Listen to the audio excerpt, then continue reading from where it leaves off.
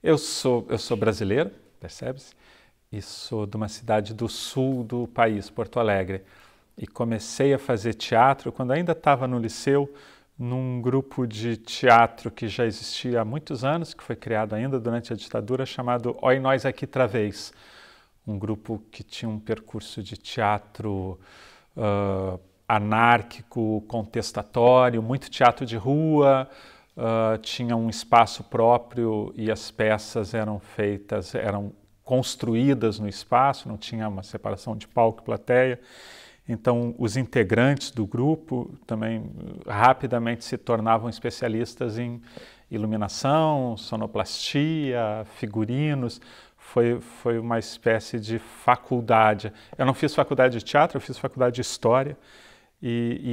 O percurso com esse grupo, com o Oi Nós, foi, acho que, o que me deu um primeiro chão de teatro, tanto técnico, material, quanto de coisas que me interessavam. E era um grupo que investia isso muito em teatro, em espaços que incluíam o público, teatro de rua, e acho que algo que sempre me interessou e a partir daí virou uma espécie de chave para mim é uma relação direta com o espectador. Acho que foi uma das primeiras coisas que eu descobri que me interessava, que eu não me interessava uma peça que criava aquela quarta parede e um conjunto formal ou não que fosse fechado em si mesmo, mas um que tivesse permeável à presença do espectador. Eu, anos 90, trabalhei com outros grupos, muito com teatro de rua e com alguns encenadores ainda em Porto Alegre, e mudei para o Rio de Janeiro nos anos 90, onde, por aquela série de circunstâncias de mudar de cidade, que a gente se reinventa, eu fui parar na dança.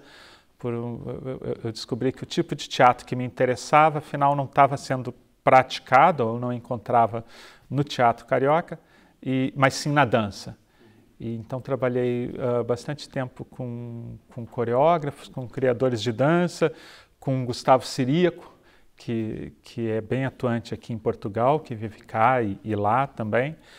E voltei talvez a pisar no teatro, tive um período de uns 10 anos, no início de 2000, fazendo muita dança, e 2008 para 2009, que também marcou a minha primeira vinda profissional para Portugal, eu voltei ao teatro, um teatro que talvez se enquadre nesse guarda-chuva do teatro pós-dramático, com um teatro, de novo, mais permeável, a presença do público, a presença da criação artística como um dos elementos que atravessa a criação. Então,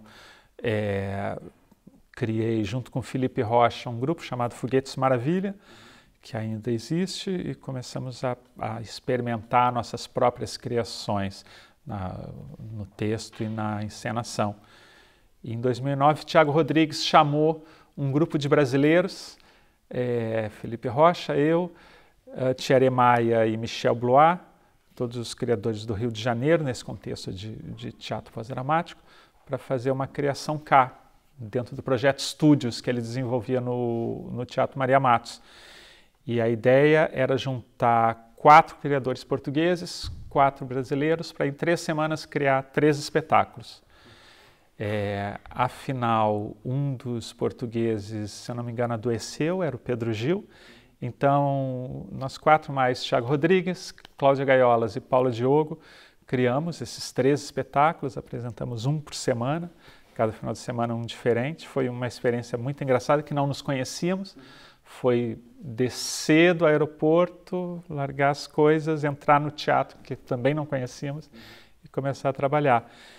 E uma experiência que eu não tinha uma grande expectativa de continuidade, veio um outro convite, uma outra proposta, um contato, e cá estou eu agora, pulando, avançando, fazendo um FF para o fim da história.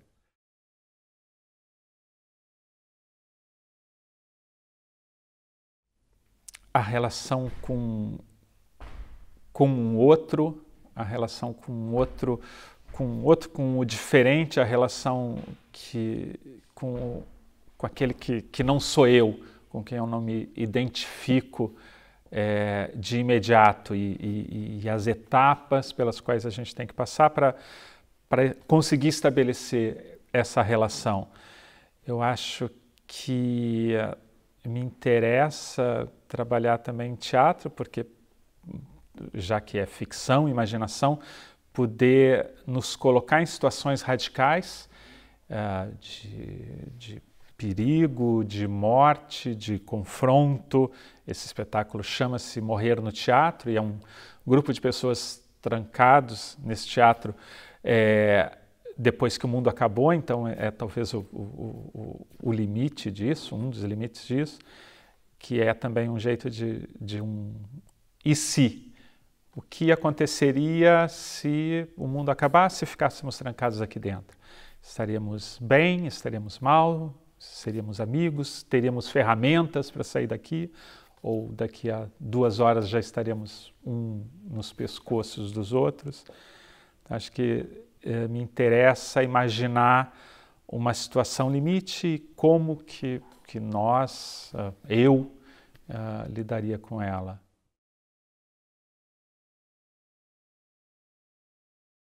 O Morrer no Teatro, ele apareceu nesse primeiro projeto que eu fiz cá, no Estúdios. Íamos criando cenas, ideias, e talvez até porque cheguei aqui nessa cidade, uma cidade que eu já conhecia, mas conhecia pouco, e me tranquei numa sala de teatro, fiquei com aquelas pessoas por muitas e muitas horas por dia. Em algum momento eu pensei, parece que acabou o mundo lá fora e somos nós aqui, esses poucos sobreviventes da humanidade. E criei uma pequena cena que é o início dessa história, que é imaginar, estamos aqui, nós, artistas e espectadores, e lá fora começou a nevar e essa neve matou, por alguma razão natural, sobrenatural, que não vem ao caso, matou todos que estavam em contato com ela. Sobramos nós aqui dentro, porque estávamos nesse teatro. E isso que era como que um primeiro passo para uma história que não se desenvolvia, que terminava aí, agora o que vamos fazer? Nesses últimos 10 anos eu fui voltando a esse exercício de, então, o que faríamos? E fui muito devagarinho, uma cena, uma ideia, juntando recortes e rascunhos rabiscados, até que agora, mais recentemente, em 2016, eu finalmente terminei esse texto. Então, a sinopse do espetáculo é: o mundo acabou lá fora e sobraram os espectadores que estavam cá para assistir. Não sobrou nem artistas, sobraram apenas os espectadores que vieram assistir esse espetáculo. E eles passam por uma série de situações de sobrevivência, de organização de uma comunidade, até que resolvem criar um espetáculo de teatro, falando sobre o que viveram lá dentro. Esse espetáculo é o Morrer no Teatro. Então também é um espetáculo dentro de um espetáculo.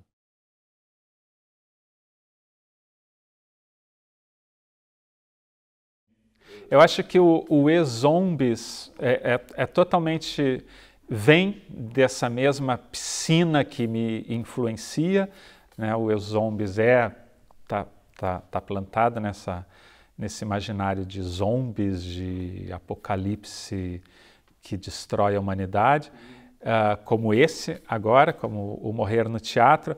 Acho que a diferença é que o E-Zombies olhava talvez para o macro, pensava politicamente, eticamente, como a sociedade se organiza para lidar com o outro, com o zombie, com o risco de destruição do que foi construído.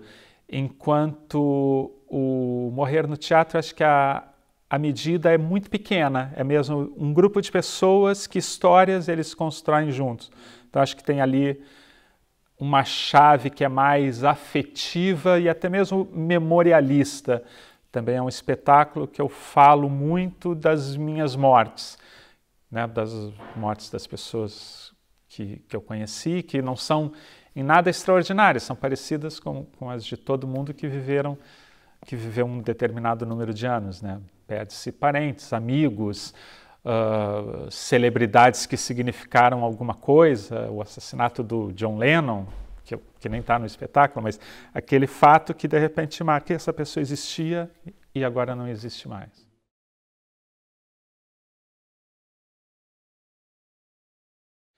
Pois, eu acho que também foi algo que talvez o primeiro grupo onde eu trabalhei tenha me marcado, essa ideia de teatro se faz em contato coletivo, em contato com outras pessoas. Então, eu sinto que eu me alimento muito de estar em grupo, estar trabalhando em grupo. Mesmo agora, o Morrer no Teatro é um monólogo, me deu vontade de não... Já escrevi o texto, de não ser eu em cena a falar esse texto, mesmo que seja um texto muito pessoal. Eu tive a sensação de que eu precisava estar diante de outra pessoa para isso crescer, ganhar camadas. E para isso chamei o Marco Paiva, que é o ator que está em cena. Eu acho que as outras pessoas chegam na nossa vida para nos fazer olhar para aquilo que a gente pode estar diante daquilo e não está vendo, né? Um detalhe, uma perspectiva. Então foi muito rico para mim quando comecei a trabalhar com pessoas de dança e que olhavam para as artes cênicas com as mesmas ferramentas, mas usadas de outra forma, ou às vezes até muito parecido. Foi muito rico vir para Portugal e trabalhar numa língua que é a mesma e não é, com uma cultura de teatro assim, que trabalha na mesma direção e com desvios, com outros vetores que acho que enriquecem o que eu estou tentando fazer.